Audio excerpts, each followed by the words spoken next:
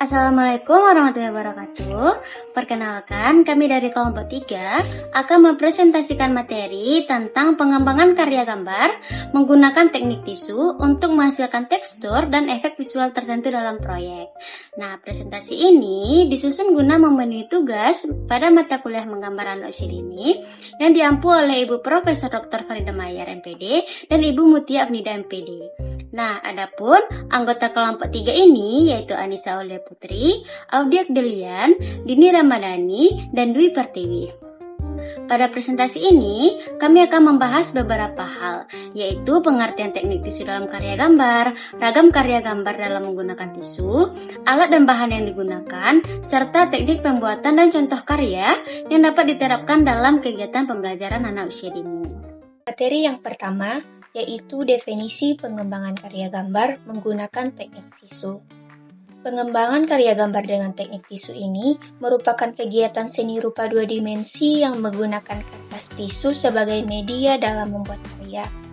Tisu memiliki sifat yang tipis, fleksibel, dan mudah menyerap warna, sehingga dapat menghasilkan berbagai efek visual seperti gradasi warna dan tekstur melalui kegiatan meremas, menyobek, dan menempel.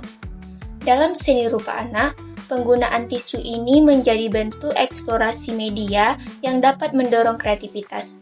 Adapun menurut Sumanto tahun 2006, ia menjelaskan bahwa teknik dalam seni rupa anak berkembang melalui eksplorasi berbagai alat dan bahan yang dekat dengan kehidupan anak. Nah, dalam pendidikan anak usia dini, teknik tisu ini tidak hanya berfungsi sebagai kegiatan seni, tetapi juga membantu perkembangan anak.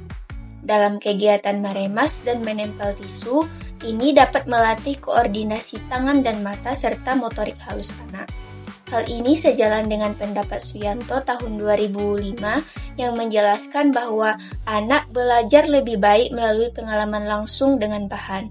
Nah, dengan demikian, teknik tisu ini tidak hanya menghasilkan karya seni yang menarik, tetapi juga mendukung perkembangan kreativitas, sensorik, dan motorik anak, sehingga cocok digunakan dalam pembelajaran anak usia dini.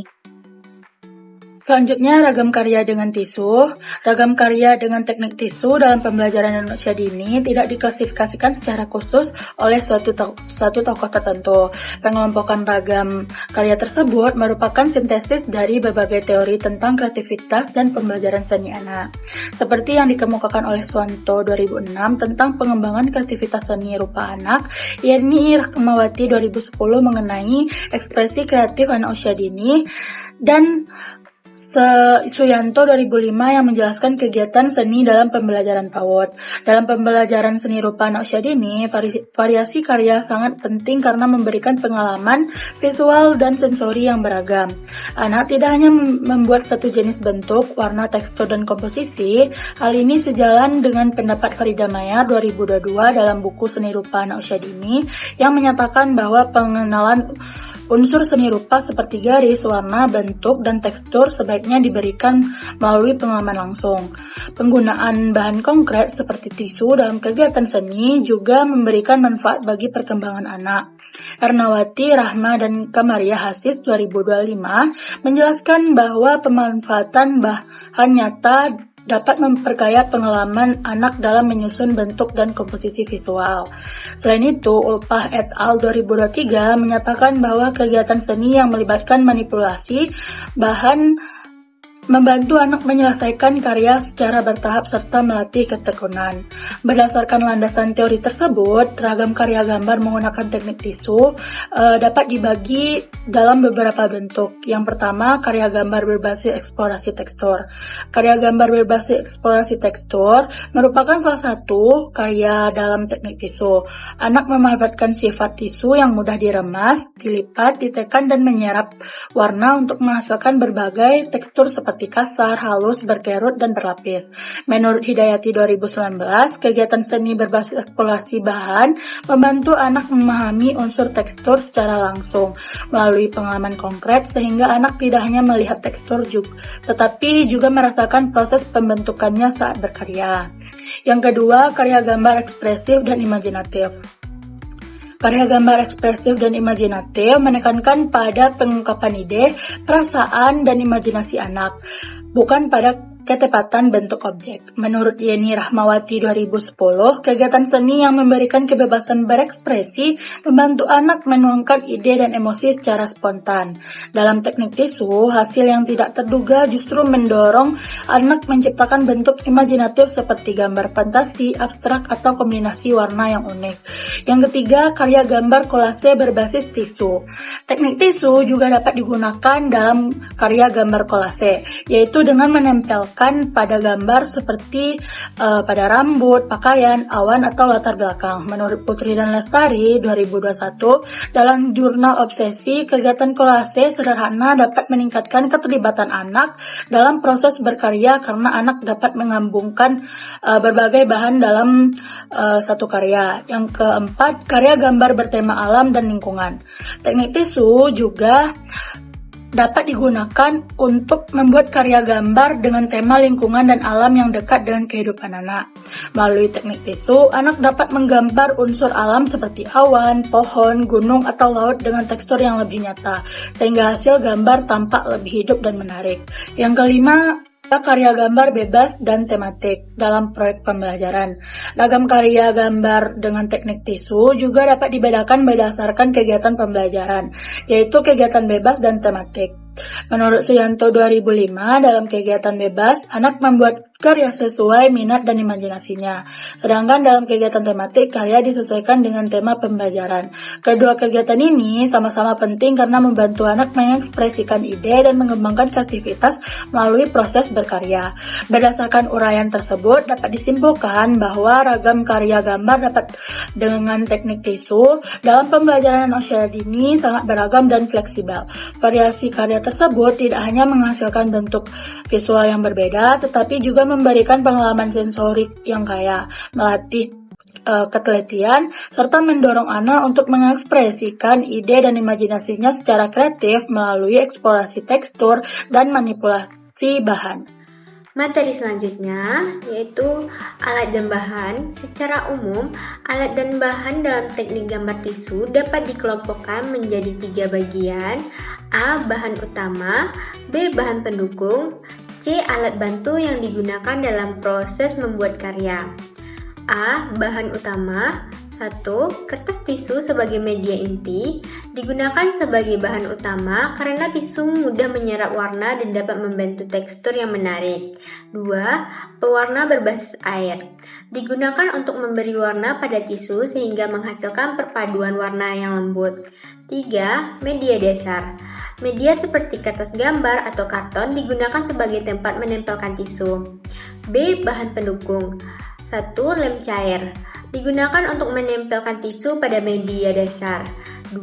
Air digunakan untuk mencampur warna dan membantu warna menyebar pada tisu. C. Alat bantu. 1. Kuas digunakan untuk mengoleskan warna atau air pada tisu. 2. Wadah air digunakan untuk mencampur warna dan membersihkan kuas. 3. Gunting digunakan untuk memotong pola jika diperlukan. 4. Pensil digunakan untuk membuat sketsa atau pola sebelum menempelkan tisu. Materi selanjutnya adalah teknik dan contoh karya gambar dengan tisu. Pada pembelajaran seni rupa anak usia dini, teknik merupakan cara yang digunakan untuk mewujudkan ide menjadi karya yang visual. Dalam kegiatan seni anak, teknik menekankan kesempurnaan bentuk, tetapi lebih pada kesempatan bagi anak untuk bereksplorasi dengan berbagai bahan dan media. Menurut Sumanto tahun 2014, teknik dalam pembelajaran seni anak sebaiknya sederhana, fleksibel, dan memberi ruang eksplorasi agar anak dapat mengekspresikan ide dan imajinasinya secara bebas.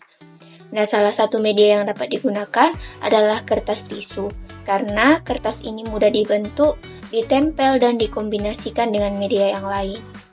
Dalam kegiatan menggambar dengan tisu, terdapat beberapa teknik yang dapat digunakan. Pertama, teknik kolase sobek tisu, di mana teknik ini dilakukan dengan menyobek tisu menjadi potongan kecil, kemudian potongan ini ditempelkan pada bidang gambar. Nah, kegiatan ini melatih kreativitas sekaligus motorik halus anak melalui aktivitas menyobek dan menempel. Teknik yang kedua yaitu teknik remas tisu atau tekstur timbul, Nah, pada teknik ini, tisu diremas menjadi bola-bola kecil lalu ditempel pada gambar, sehingga menghasilkan tekstur yang timbul. Nah, pada teknik ini memberikan pengalaman sensori serta melatih kekuatan dan koordinasi jari anak. Adapun teknik yang ketiga yaitu teknik lapisan.